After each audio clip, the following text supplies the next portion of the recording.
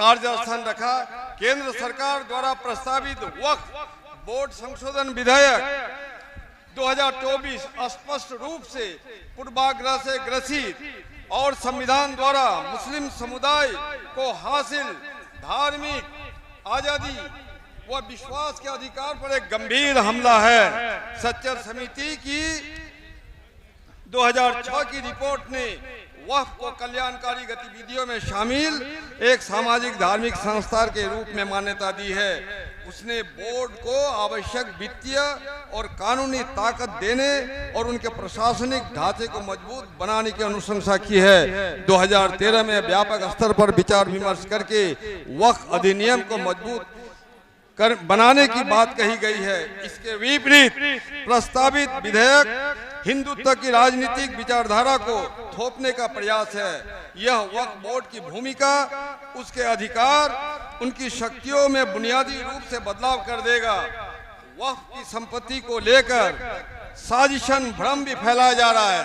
आपके पास अगर 9 लाख वर्ग एकड़ जमीन है तो ये सब नफरती चिंटू आरएसएस के लोग फैला रहे हैं कि आपके पास 9 वर्ग किलोमीटर जमीन है, जो पाकिस्तान की भूभाग 8 वर्ग किलोमीटर है। इसी के जरिए आप में भ्रम पैदा करता है कि ये लोग दूसरा पाकिस्तान, मजबूत पाकिस्तान बनाने की साजिश है।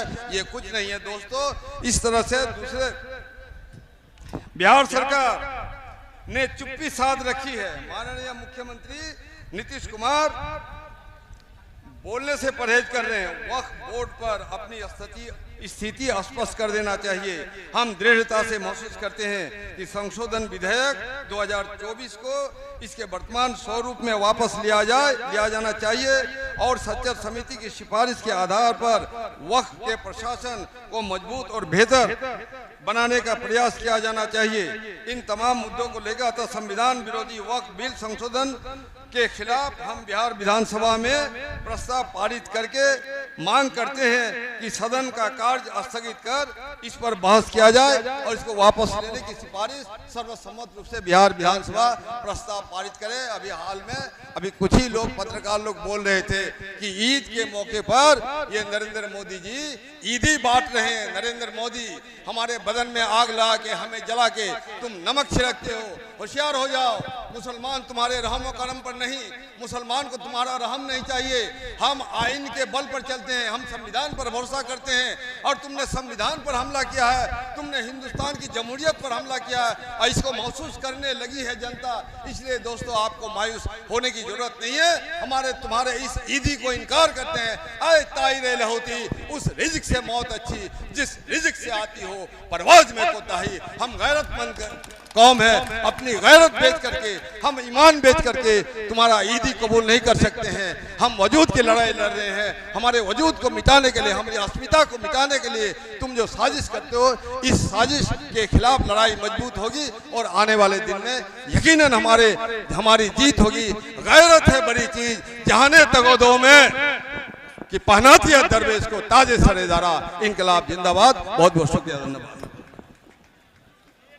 नमाज ज़ोहर का वक्त बहुत हो चुका है और अब ये आखिरी मरहले में पहुंच गया है। जनाब सदर जो आज के इस बावकार धरना की मजलिस के हैं, जनाब जनरल सेक्रेटरी जनाब हज़रत मौलाना फजल रहीम मुजद्दिदी साहब, अब आखिरी मरहला है। मैं गुजारिश करूंगा कि 1 मिनट के लिए जनाब उदय नारायण चौधरी साहब जो साबिक स्पीकर रह चुके हैं हुकूमत बिहार में, आप तशरीफ़ लाएँ और 1 मिनट में अपने ख्याल का इजहार फरमाएँ। इसी तरीके से कन्वीनर तंजीम अइम्मा पटना बिहार के जनाब मौलाना मुफ्ती हुसैन अहमद कासमी साहब से भी गुजारिश है कि करीब तशरीफ़ ले आएँ और आप भी अपने आज़्म का इजहार फरमाएँ। और दूसरी एक तंजीम अइम्मा जो पटना की है, जनाब मौलाना गौहर इमाम साहब शाही संगीत मस्जिद वो सदर है उसके, वो भी तशरीफ़ ले आएँ ताकि आप सब बताएं कि हम सब वक्त तरमीम बिल के खिलाफ हर तरह की जिद्दोजहद के लिए तैयार हैं।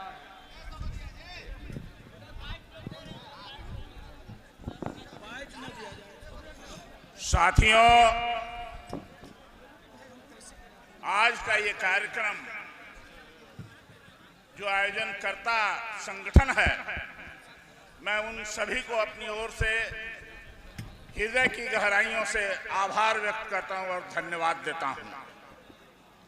और जो लोग भी इसमें शिरकत किए हैं उनके प्रति भी अपना आभार प्रकट करता हूं और संचालक महोदय को धन्यवाद देता हूं। समय की पाबंदी है इसलिए मैं नाम नहीं लिया, लेकिन एक बात आप सब लोगों को कहना चाहेंगे। जब मैं अभी यहां बैठा था तो कह रहे थे लोग कि बहुत मिसमैनेजमेंट हो गई है, तो मैं आपको बताना चाहता हूं ये अभी की मिसमैनेजमेंट ही आपके सफलता की पहचान है, याद रखिएगा साथियों।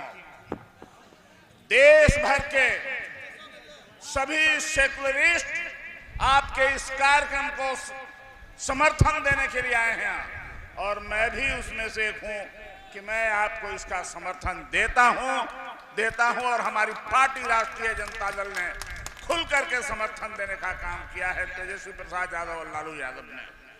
साथियों, ये हुकूमत जो दिल्ली की है वो केवल आपको नहीं परेशान कर रही है, जितने सेकुलरिस्ट लोग हैं, दलित, अकलियत, सभी लोगों को, जो इंसाफ पसंद लोग हैं उनको परेशान कर रही है।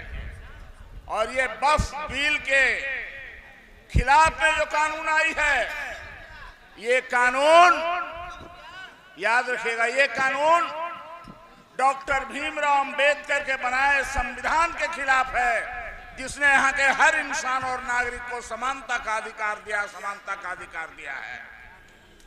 ये कानून, ये काला कानून हम आप लोगों के माध्यम से मांग करते हैं कि तत्काल ये वक्फ बोर्ड बिल को, ये काले कानून को वापस ले। और केवल इसी कानून को नहीं, ये सीएए, एनआरसी जैसे कानूनों को भी वापस ले, और नहीं तो आगे आने वाली हुकूमत उसको निरस्त करने का काम करेगी, याद रखिएगा। ये कानून हम सभी लोगों के संविधान पर हमला करता है। एक बात और कह के अपनी बात को समाप्त करना चाहता हूं। अभी बहुत सारे लोग बहिरूपिया बन के सेकुलरिस्ट बनने की चेष्टा कर रहे हैं, जो दिल्ली के हुकूमत को अपना समर्थन देते हैं और कहते हैं कि हम सेकुलरिस्ट हैं।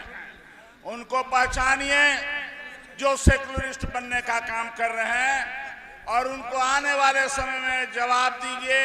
याद रखिए, बस इतना ही के साथ अपनी बात को समाप्त करता हूं और वक्फ बिल वो कानून को, काले कानून को वापस लो।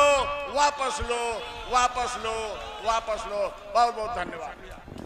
तंजीम अइम्मा कमेटी पटना के कन्वीनर जनाब मौलाना मुफ्ती हुसैन अहमद कासमी साहब।